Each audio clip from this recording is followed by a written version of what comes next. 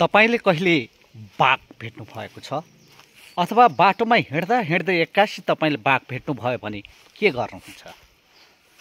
पक्कै पनि तपाई चिच्याउनुहुन्छ, कराउनुहुन्छ वा डरले भाग्नुहुन्छ अथवा यो बाघले जे गरोस् गरोस् भनेर चुपचाप उभिनुहुन्छ। त्यस्तै हामीले पनि बाघ भेटेका छौं। त्यो बाघ जंगलमा होइन, यस्तो कुनै गोरेटो बाटोमा पनि होइन, बीच सडकमा, व्यस्त सडकमा भेटेका छौं।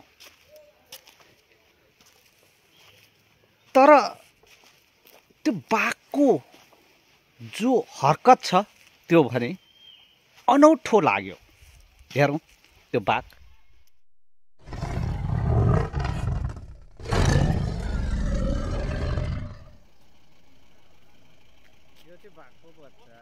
केही समय अगाडि हामी गाडीबाट जेर्किलो हुँदै मेलम्ची जाँदै थियौं। मेलम्ची पुग्नुभन्दा अगाडि अथवा यसो भनौं सिपाघाट बजार कटिसकेपछि जुन सिन्धु खोला छ त्यो पनि कटिसकेपछि बीच सडकमा बाघ अथवा बाघको बच्चा अथवा चितुवाको बच्चा फनफनी घुमिरहेको रहेछ। हामीले गाडी रोक्यौं र त्यो दृश्यलाई यो क्यामेराभित्र यसरी कैद गर्यौं।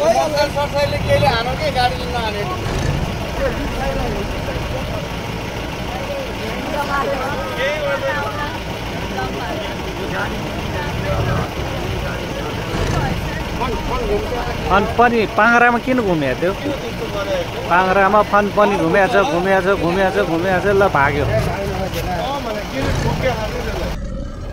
पक्कै पनि यो फुच्चे बाघलाई केही भएको हुनुपर्छ, असन्चो बिसन्चो केही भएको हुनुपर्छ। हामीले तत्काल त्यहीबाट वन कार्यालयका कर्मचारीलाई सम्पर्क गर्यौं। उहाँहरू आउनुभयो र उपचार गर्नको लागि लानुभयो। अहिले त्यो बाघ उपचार भइसकेको र जंगलमा छोडिसकेको भन्ने खबर प्राप्त भएको छ।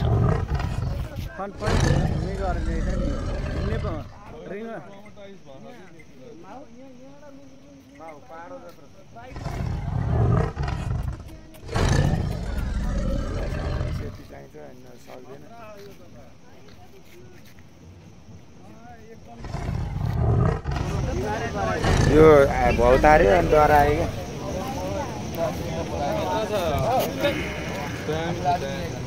यसलाई उपचार चाहियो हो। यसलाई ठोके जस्तो लागेको छ है। मोटरसाइकलले के लायो हैन अनि भागो के उ पनि डराएर। गाडीमा जाँदैन के। यसलाई के भयो? यसलाई के उपचार पाइन्छ कि भनेर त्यो वनकोलाई बोलाउनु पर्यो अब। उहाँहरुले बिमारी नै परिसक्यो यो।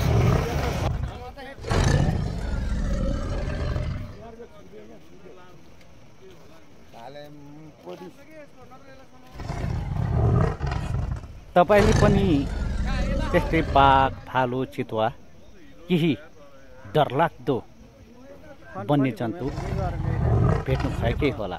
भेट्नु भएको भए कस्तो अनुभूति भयो त्यो बेला? कृपया कमेन्टमा लेखिदिनु होला। अनि भिडियो हेरिदिनु भएकोमा धेरै धेरै धन्यवाद। हस्।